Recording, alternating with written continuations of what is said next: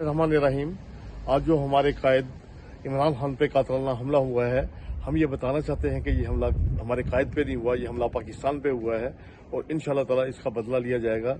और ये जो जिन लोगों ने भी ये काम कराया है उनको कैफरे के दाद तक पहुंचाया जाएगा।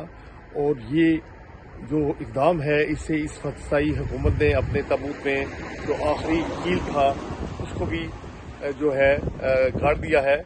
और इंशाल्लाह ताला अब इस फलस्तीनी हुकूमत का ये जो ताबूत है इसका बुरिया बिस्तरा जो है उसको गोल करने का टाइम आ गया है।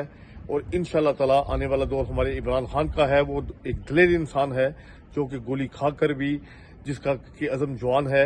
और इंशाल्लाह ताला अल्लाह ताला ने हमारे लीडर इमरान खान को ये नई ज़िंदगी दी है इस मुल्क और कौम को बचाने के लिए।